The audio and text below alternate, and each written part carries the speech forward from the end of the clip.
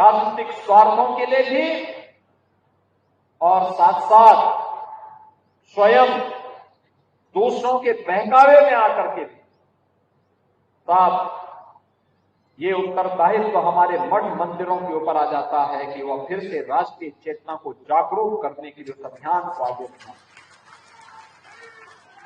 जो हर भारतीय के मन में राष्ट्रीयता का भाव पैदा कर सके, उन्हें एकता के सूत्र में बांध सके। क्योंकि मैं बार बार इस बात को देखता हूं, इतिहास उठा करके देखिए, जब भी हम बटे थे तो कटे थे।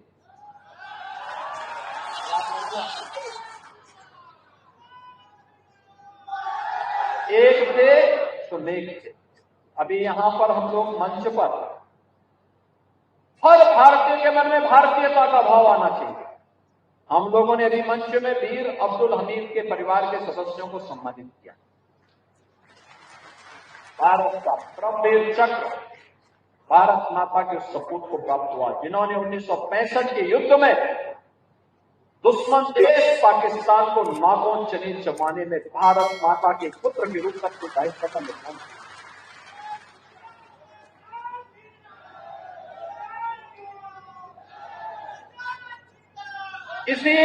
इसी जनपद का सौभाग्य है,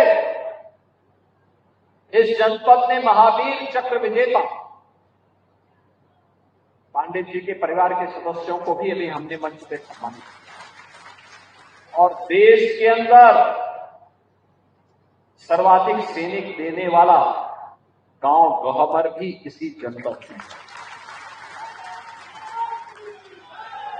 सर्वाधिक हर नागरिक को इससे गौरव की अनुभूति करनी चाहिए कि हम इस जनपद में हैं तो देश के लिए सर्वाधिक सैनिक देता है एक गांव। गांव में अगर आप देखते हैं तो एक गहबर है और एक बुलंदशहर में गांव है।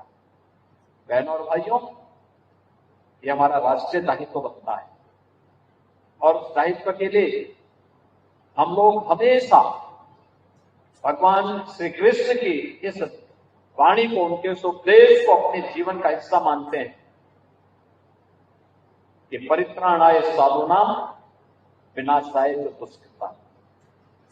सज्जनों का हर हाल में संरक्षण होना चाहिए।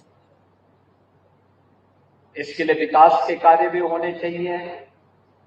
मठ मंदिरों के पुनरुद्धार के लिए भी सहयोग किया जाना चाहिए। अपने पूज्य संतों की, ऋषि मुनियों की परंपरा पर गौरव की अनुभूति करते हुए उस क्षेत्र के विकास में भी सरकार कुछ योगदान दे सकती है तो हमारा गौरव होता है। संस्कृत के शिक्षा के प्रचार प्रसार में योगदान देने के लिए सरकार पूरी प्रतिबद्धता के साथ कार्य कर रही है, लेकिन साथ साथ अपराध और अपराधियों, माफिया और माफिया प्रवृत्ति के तत्वों के लिए जीरो टॉलरेंस की नीति के तहत भी कार्य करने का कार्य सरकार कर रही है, क्योंकि इसके बगैर कुछ नहीं हो सकता। क्योंकि यही तो भगवान राम और भगवान कृष्ण की शिक्षा है। अच्छा कोई भी करे उसका समर्थन करिए, हर प्रकार से इसे आगे बढ़ाने के लिए प्रेरित करिए। इसके लिए परिवार से ऊपर उठकर, परिवारवाद से ऊपर उठ करके, जाति से ऊपर उठ करके, क्षेत्र से ऊपर उठ करके, भाषा से ऊपर उठ करके हमें एकजुट होकर के कार्य करना होगा। लेकिन अगर कोई व्यक्ति हमारा कितना भी सगा क्यों ना हो, अगर वह व्यक्ति राष्ट्रीयता को क्षति पहुंचा रहा है, भारत और भारतीयता को नुकसान पहुंचा रहा है, तो फिर हम लोगों को उसका जवाब देने के लिए भी समाज को तैयार करना होगा, अपने आप को तैयार करना होगा। आज सरकार इन सब मूल्यों और आदर्शों की स्थापना के लिए निरंतर प्रयत्नशील है।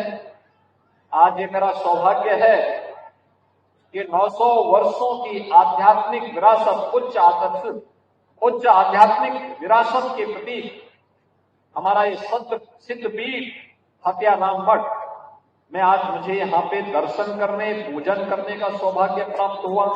आप सबसे संवाद बनाने का सौभाग्य प्राप्त हुआ है।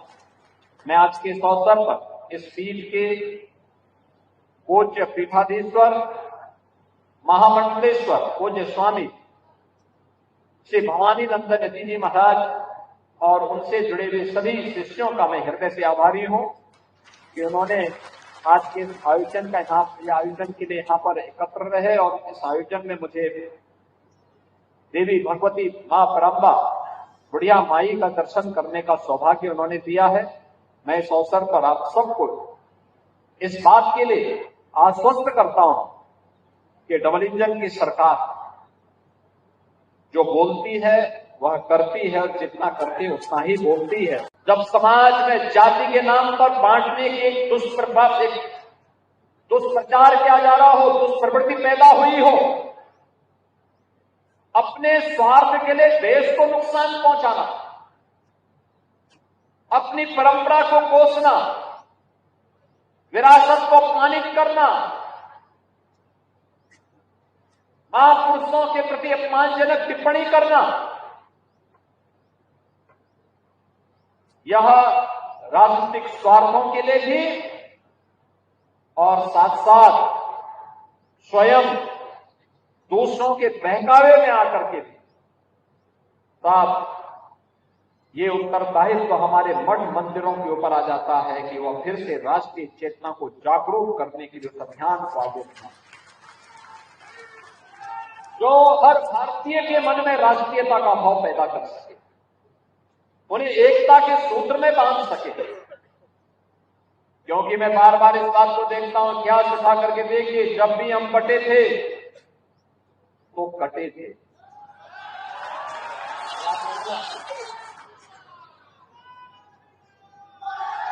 एक थे तो नेक थे।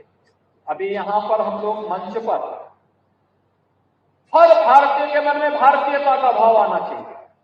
हम लोगों ने अभी मंच में वीर अब्दुल हमीद के परिवार के सदस्यों को सम्मानित किया। भारत का परमवीर चक्र भारत माता के सपूत को प्राप्त हुआ, जिन्होंने 1965 के युद्ध में दुश्मन देश पाकिस्तान को नागों चने जमाने में भारत माता के पुत्र के रूप में दायित्व का निर्वहन किया।